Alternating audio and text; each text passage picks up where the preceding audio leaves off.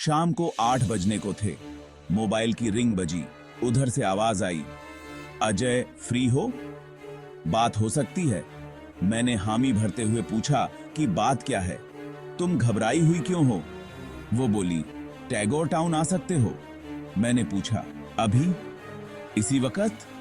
उसने कहा, हाँ तुरंत। ताई की तबीयत ठीक नहीं है। 8:30 बजते बजते मैं टैगोर टाउन में था। उनकी ताई की तबीयत गंभीर थी। हम ऑटो रिजर्व करके शहर के एक नामी प्राइवेट अस्पताल लेकर भागे। अस्पताल के डॉक्टरों ने स्थिति गंभीर बताते हुए तुरंत एसआरएन लेकर जाने को कहा। एम्बुलेंस आई, लेकिन एसआरएन पहुंचने से पहले ही ताई की सांसें थम चुकी थीं। उन्होंने ही जर्मनी फोन करके ताई के इकलौते बेटे व भी सैनिका दी का वो बहू को सूचना दी। सप्ताह भर बाद वो भारत लौटे और औपचारिकताएं पूरी करके फिर जर्मनी लौट गए। जाने से पहले वो ताई के उस मकान की कीमत लगा चुके थे, इसलिए उन्हें अब वह घर छोड़ना था। ताई जब उन्हें हॉस्टल से लेकर इस घर में आई, तब ताई एक कॉलेज में लेक्चरर थीं। एक बेटा भर था। पति की वर्षों पहले सड़क हादसे में मौत हो गई थी। शादी के बाद आईआईटीएन बेटा भी पत्नी संग जर्मनी चला गया। अब ताई अकेली हो गई। उन्हें तलाश थी एक ऐसी छात्रा की जो उनके साथ रहकर पढ़े लिखे और उनकी बेटी जैसी रहे। तब वो विश्वविद्यालय से रिसर्च कर रही थीं।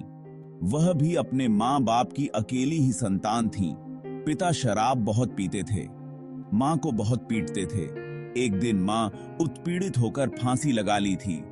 माँ के मरने के बाद पिता ने दूसरी शादी कर ली, लेकिन शादी के कुछ ही वर्षों बाद कोरोना में पिता व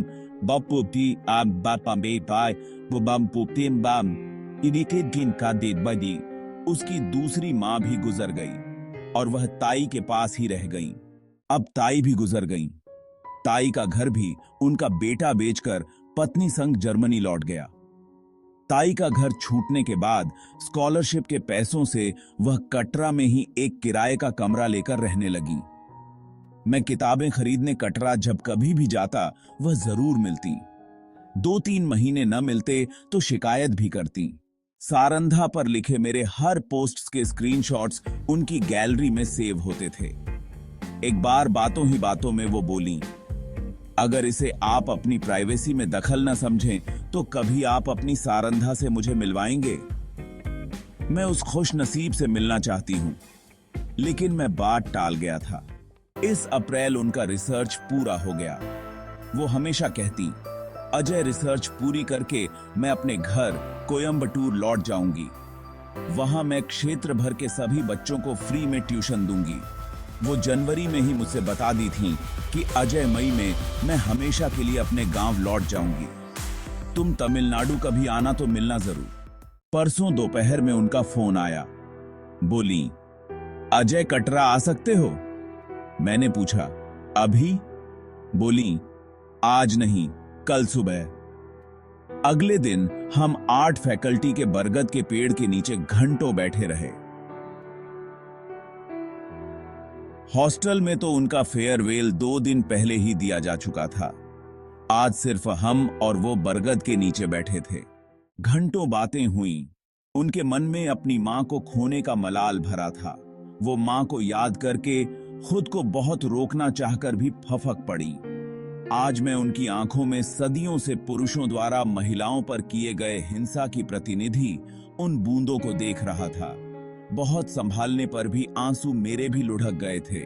आज एक पुरुष और एक स्त्री आमने सामने बैठकर आंसू बहा रहे थे।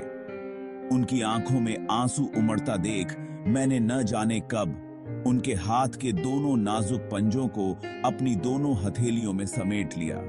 आज पहली बार मैंने ईश्वर को इतनी नजदीक से छुआ था। हजारों कहानियों का मूक साक्षी बरगद आज हमारी एक और कहानी को छांव दे रहा था। शाम 5:30 बजे की उनकी ट्रेन थी। हमने ई रिक्शा किया और जंक्शन पहुंचे। मेरी आंखों में आंसू देख वो पूछी, अपनी सारंधा को आज भी मिलवाने नहीं ले आए? मैंने मुस्कुराकर बात टाल दी। जाते समय उन्होंने मुझे अपनी कुछ किताबें दी। उन्होंने पंधिया राभाओं ट्रेन चलने चलने को थी। हम उन्हें छोड़ने उनकी सीट तक गए थे। अब उनकी बारी थी। अब वो मुझे छोड़ने ट्रेन की गेट तक आ रही थी। ट्रेन चलने के लिए हॉर्न दे चुकी थी। चलते समय वो बोली, अजय तुम कोयम्बटूर आओगे ना? बताओ। अजय? खुद को पुरजोर संभालते हुए मैं बस हां में सिर भर हिला पाया। ट्रेन चली गई। मेरे मन में उनकी यही बात गूंजती रही।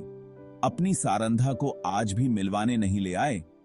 मैं कैसे बताता कि तुम ही तो थी मेरी सारंधा।